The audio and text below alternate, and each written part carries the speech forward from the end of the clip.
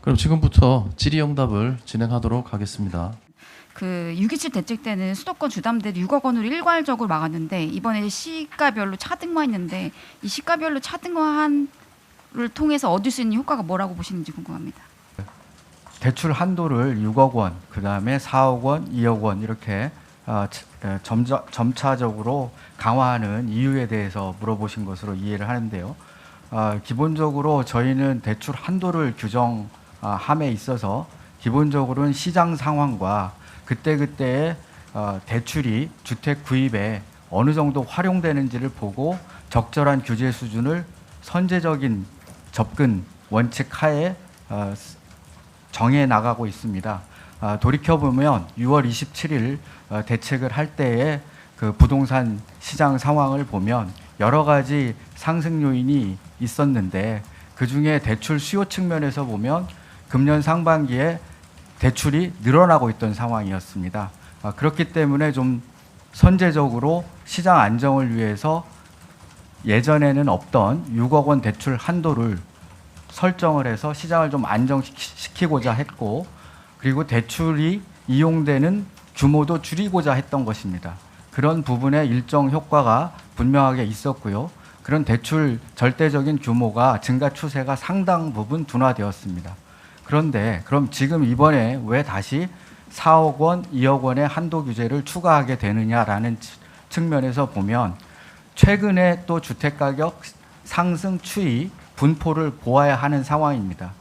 최근의 주택가격 상승은 고가 주택 중심으로 이루어지고 있고 서울의 주변부로 확산되고 있는 상황입니다.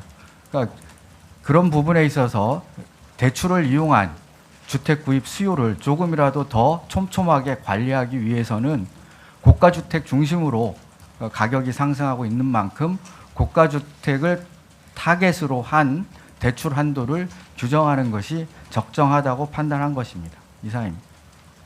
최근 그 부동산 매매 거래 자금 조달 계획서를 보면 금융권 대출 말고 이제 가족들에게 돈을 빌려가지고 주택을 구입하는 경우가 상당히 많은 것으로 나타나고 있는데 이런 측면 때문에 이제 대출 규제 자체가 오히려 서민이나 중산층을 겨냥하는 거 아니냐 하는 비판이 좀 있는 것 같습니다.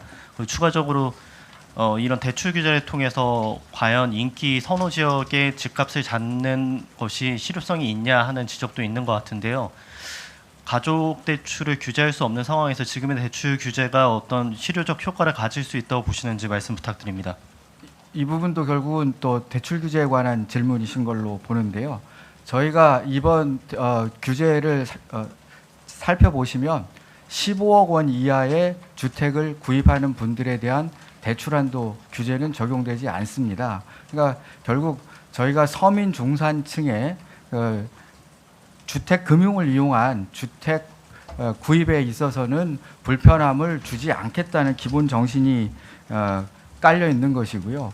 저희가 여러 강력한 대출 규제 정책을 쓰는 가장 큰 이유는 주택 가격을 견인하는 여러 가지 요소가 있겠지만 그중에 주택 금융 담보 대출도 일정 부분 역할을 하는 건 사실입니다.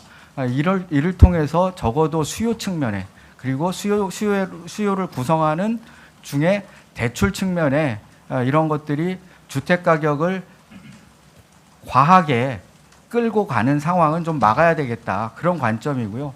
그런 걸 통해서 주택 가격이 안정화된다면 서민 중산층의 소득과 적절한 주택 금융이 결부된 주택 구입이 원활해지고 그런 것들이 서민 주거 안정에 기여할 수 있다고 생각을 하고 있습니다. 근데 서울 외곽 지역까지 뭐 15억 이하까지는 뭐 이게 LTV가 만약에 40%가 적용이 되고 스트레스 DSR까지 붙게 되면 사실 소득에 따른 한도까지 확 줄어드는 건데요. 이 상대적으로 자산이 적은 뭐 청년이나 신혼부부 이런 분들의 내 집 마련이 너무 어려워지는 게 아닌가 하는 우려가 한 가지 들고요. 서울 외곽 지역의 경우에는 지금 이번에 그 외형적인 그 대출 한도 규제가 규제 지역과 수도권으로 되어 있습니다. 근데 서울 외곽의 수도권의 경우에는 15억 초과 주택이 그렇게 많지 않기 때문에 직접적인 대출 규제의 대상에서는 포함되지 않는다. 그런 점을 좀 감안해 주셨으면 좋겠고요. 그 다음에 청년 신혼부부들의 경우에는 저희가 국토부와 금융위원회가 같이 함께 운영하고 있는 정책 모기지, 디딤돌 대출, 보금자리론 뭐 이런 등이 있습니다. 어느 경우에도 이번 대출 규제 내용에 그런 부분에 제약을 주는 요소는 없습니다. 그러니까 정부는 청년과 신혼부부의 정책적인 배려가 필요한 부분에 있어서의 주택금융은 차질 없이 공급하겠다는 입장도 견지하고 있습니다. 대출이 그 가격대별로 묶여 있어서 대상 지역 가격대별 아파트 물량이 어떻게 되는지 좀 공유해 주시면 좋겠고요.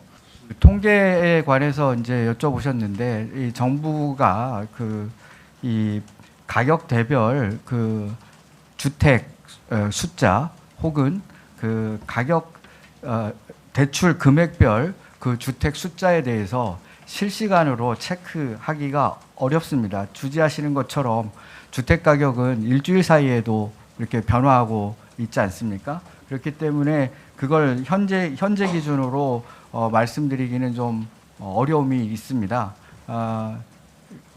저희가 대출 한도 규제를 15억 원과 25억 원으로 결정을 할 때 활용한 통계는 있습니다만 그 통계가 수시로 바뀌고 이렇기 때문에 이 자리에서 통계를 밝히는 것은 오히려 시장의 불안 심리를 더 키울 수 있는 여지가 있어서 적절하지 않은 것 같습니다. 이해해 주시기 바랍니다.